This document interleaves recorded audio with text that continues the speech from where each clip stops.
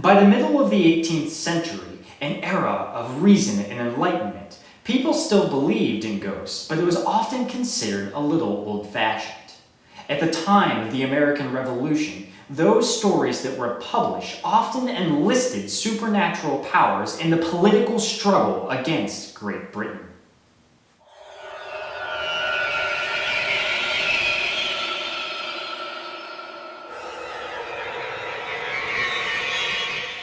The people in New England generally believed in hobgoblins and spirits at that time. That is, the children at least did. I was a boy at school when the Troubles began in Boston, and I recall very well the superstitious stories which were being circulated about at the time. People were certain that a war was about to take place, for a great blazing comet appeared, and armies of soldiery were seen battling in the clouds overhead. It was said that the day of judgment was upon us, when the moon would turn to blood and the world be set on fire. These dismal stories were so often repeated that the boys thought nothing of them, that these events must happen in the natural course of time. But for myself, I earnestly wished that the church which stood beside my father's garden would topple over and crush me to death before these things happened, and thus put me out of my pain quickly.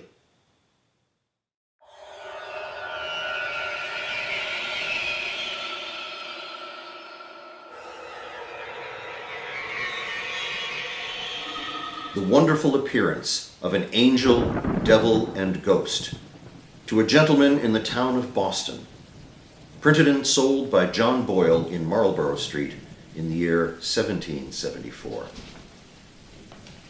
Our preface.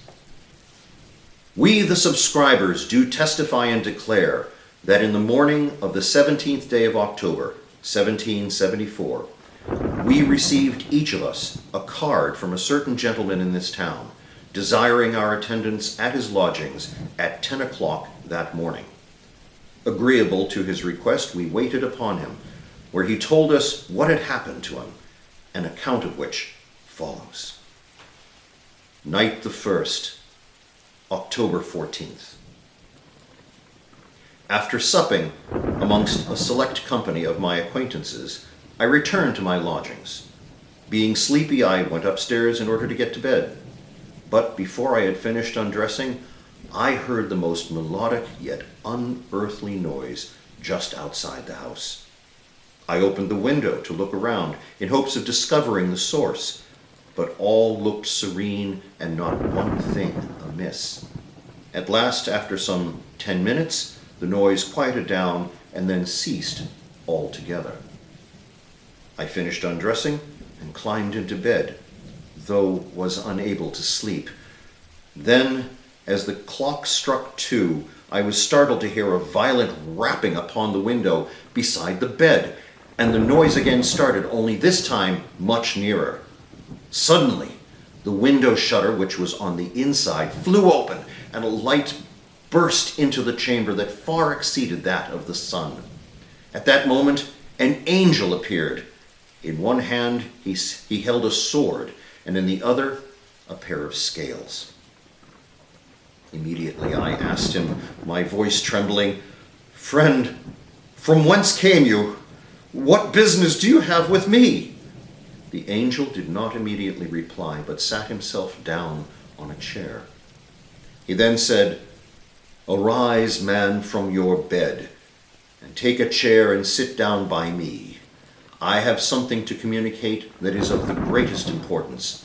Your temporal and eternal welfare are interested in it."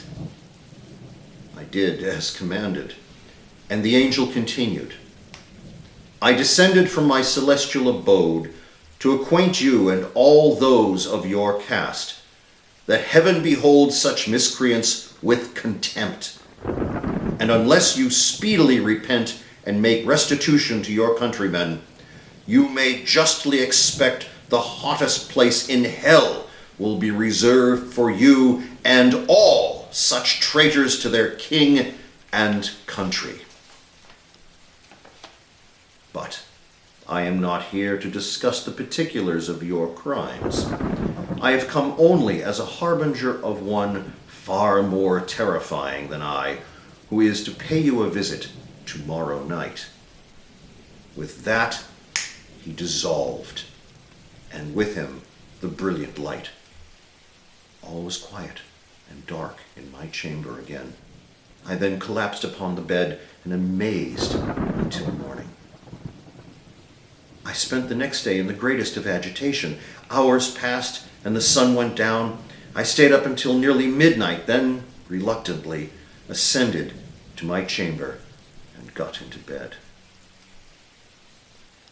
Night the 2nd, October 15th. At 12:30, a gust of wind extinguished my candle, followed by a terrible shouting and shrieking.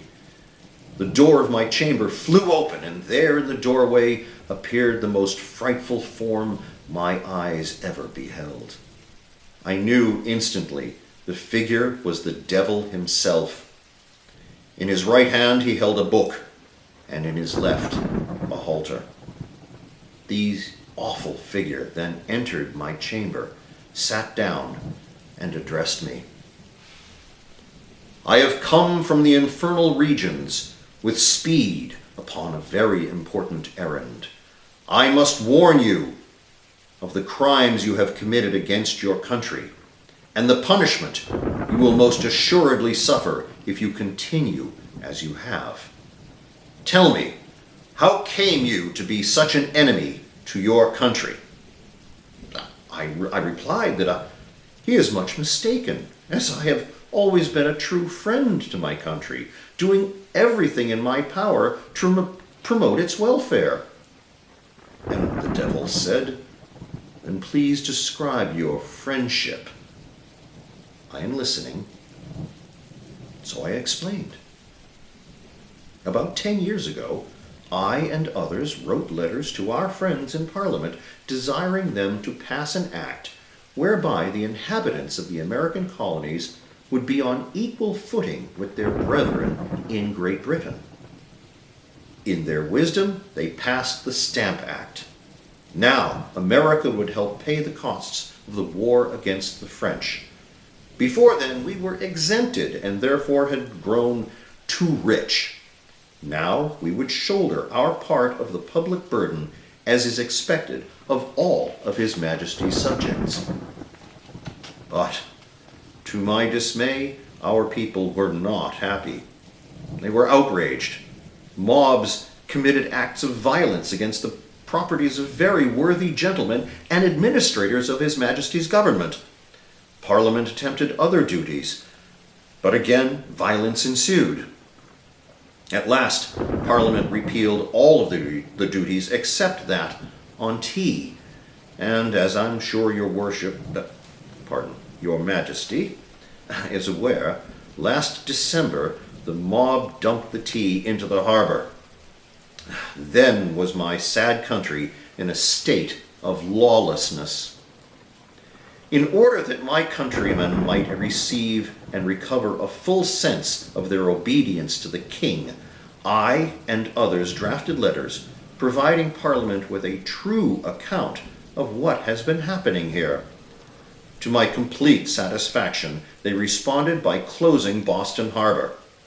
They also sent the army back into Boston to bring peace to this troubled town. They also passed another act for the better regulating of the government of Massachusetts Bay, which would remove the most obnoxious democratic vices from our charter and provide these infatuated multitudes with good and steady government.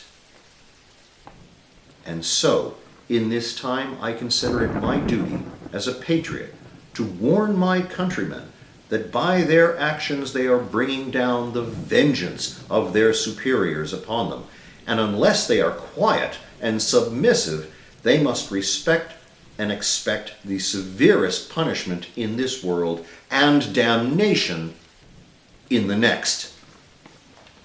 The devil then replied, "Your system of politics will never do.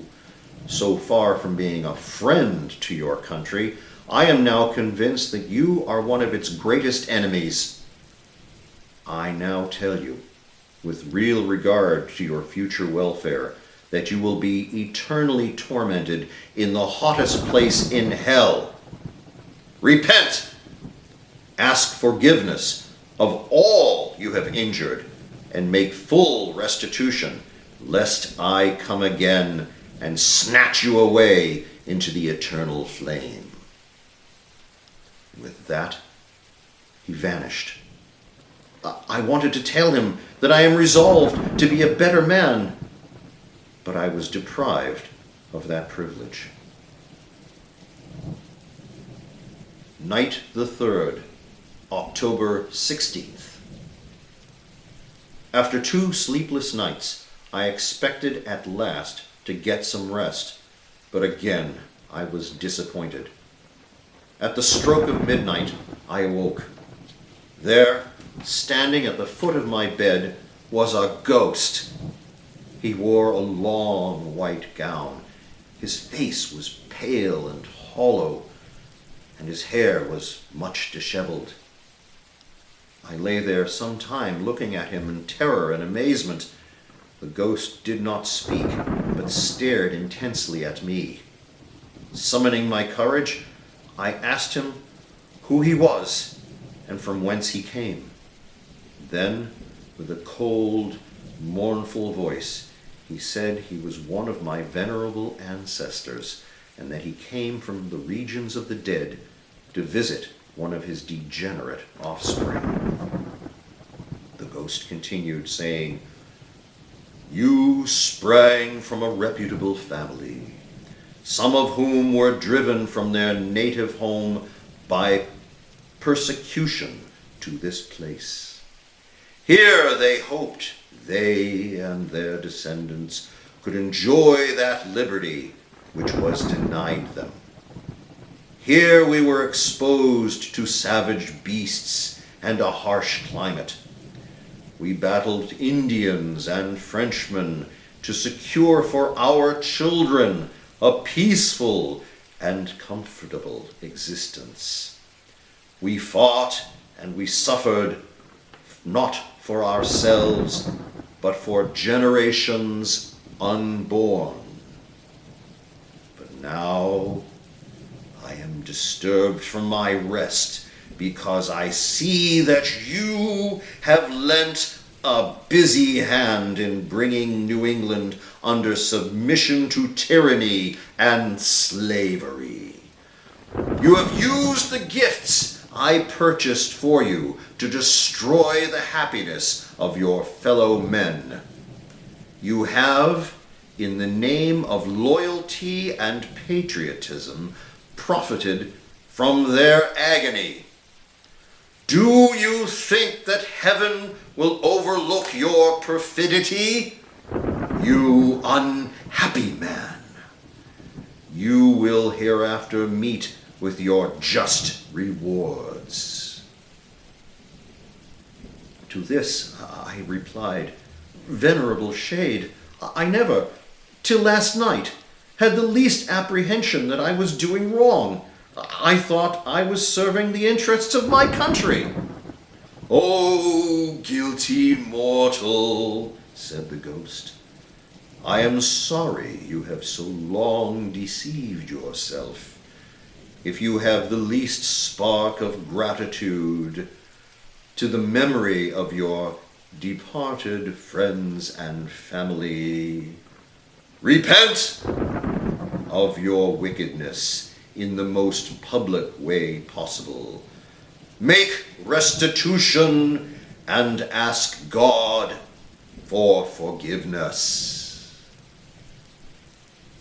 At last he vanished, and I was left alone in my chamber, scarce able to bear up under the weight of my guilt.